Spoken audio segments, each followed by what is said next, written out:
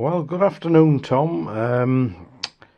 It's Monday, the 9th of January, and these are the two motor show review magazines I was telling you about. One from 1968 and the other one from 1974. The front cover of the 68 one was a photograph taken by a guy called David Steen, and this was a special car built for Ford for a film. I'm not sure what the film was, but it's been taken using what they call a multi-lens, so that's what that car is. I think the name of the company that built it was Alan Mann Racing or something like that. I'm not sure. But anyway, these are the books, and I thought we'd just have a flip through them just to see what we all were paying for cars in 1968-74. I know money values have changed a lot over the years, but it's still nice to look back at these cars and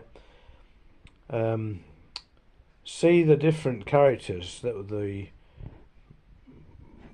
were around at that time. That's what I'm driving at. Unlike today's motors, they all look the same to me nowadays. But these cars had some character, so I'll start flipping through the 1968 one first and we'll take a look. So we're starting off with the ever popular Austin Mini 1000. This is a Mark II, of course. Never had a Mark II. I've had 4 Mark I's over the years, but never a Mark II. And of course these were this was the time when there was no VAT. We were still working on the old purchase tax system. So as you can see from here, they give the basic price of the car £495 plus your purchase tax of £140, and you would pay £635 for your new Mini. So that was the Austin Mini, and then of course just below it we have the Austin 1300, which is a very nice car to drive. I've never owned one, but I drove one of these to Heathrow Airport, I think.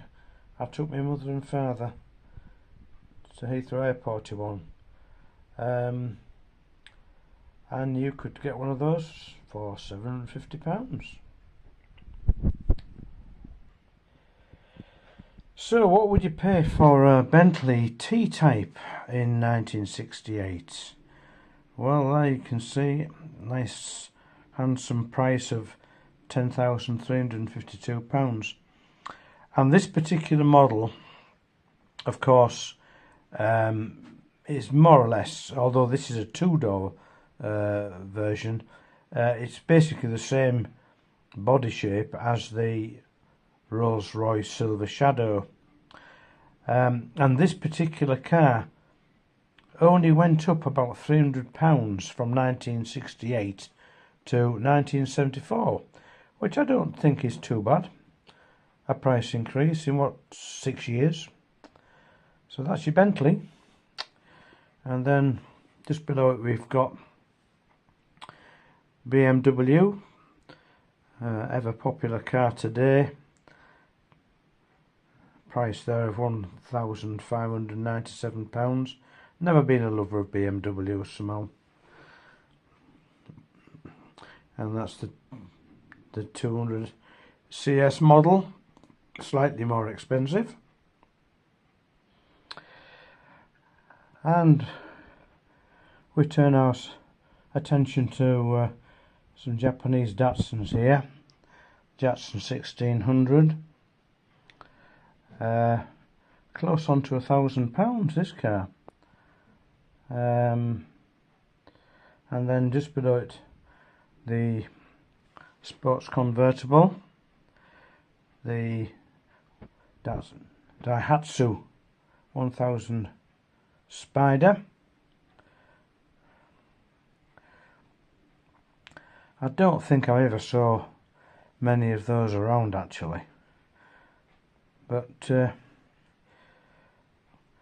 we get down here to Daimler, and as it says in the write-up, it had the Jaguar link-up, and it was the Jaguar 240 body shell used, and a lot of people preferred the Daimler to the actual Jaguar.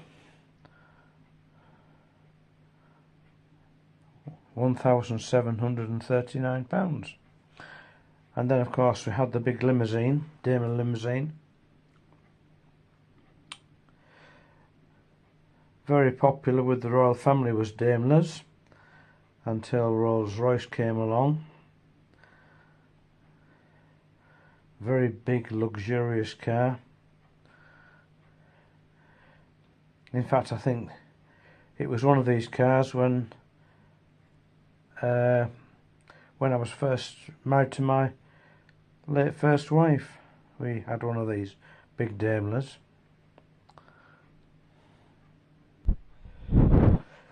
Well, we have a page full of Fords. Ford Corsair 2000E.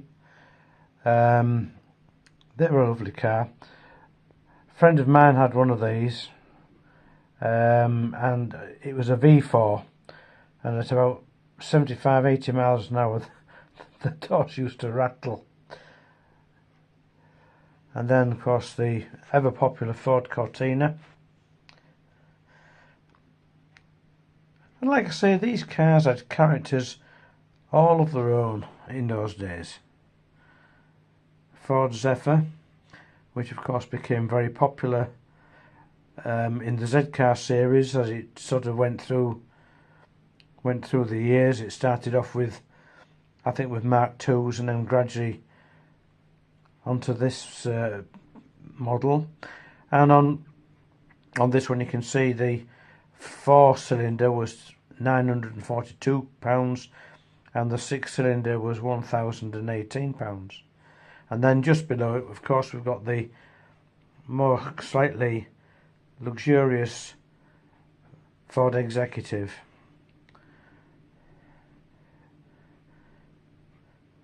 Very popular cars in their day.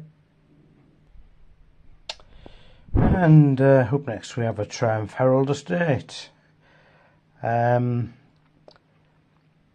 This is one car that I've never owned, but rather fancied the earlier model, but never got one. And then on to Vauxhall's, the Victors. At one time, the Northumberside police ran these Vauxhall Victor saloon cars, but they found that in a high speed pursuit the hubcaps used to fly off, so they took all the hubcaps off.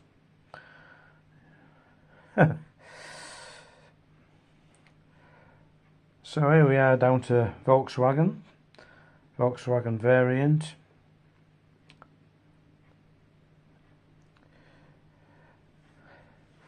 And the ever popular Volvo. I only ever owned one Volvo, and that was a 740. Lovely car. So here we are on the other one, the 1974 one. So we start off with the Aston Martin V8 at nearly £10,000, and we're in colour, of course.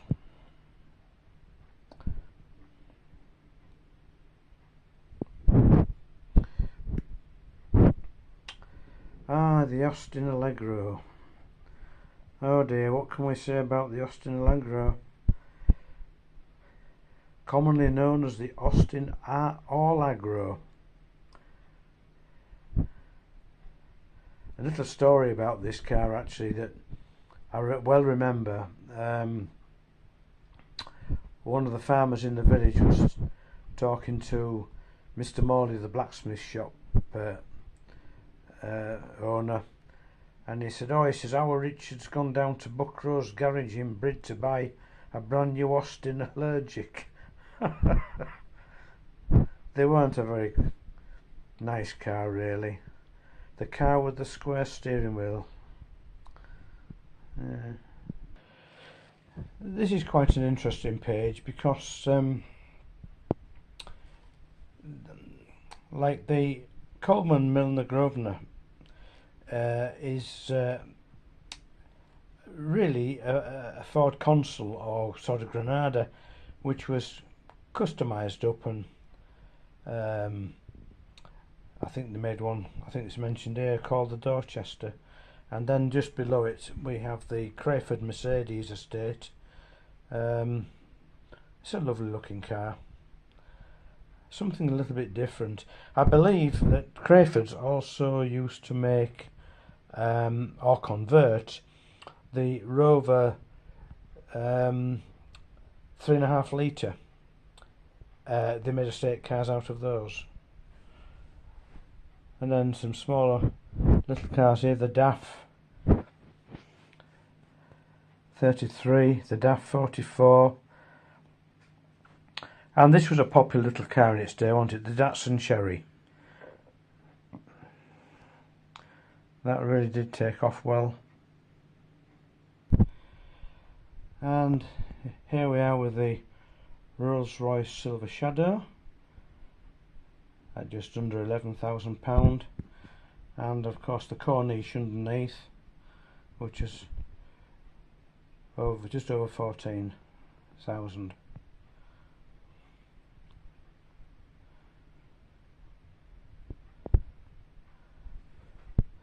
And Rover 2200.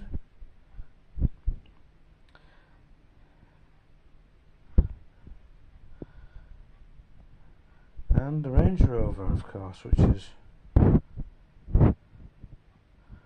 still very much sought after today. And this is the Rover 3500. This is the one that Crayfords would have converted into an estate car. Well, Tom, that's just a few of the cars that I've shown you. I just thought I'd finish off with a couple of adverts. Here's one for Citroen, of course, and the one at the top, I don't think I've ever seen that car. There's a Citroen advert.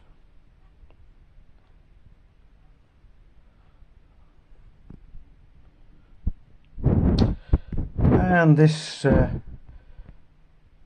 one here for Michelin tyres to finish off with. Tom, drive a Michelin, it makes a good car better. And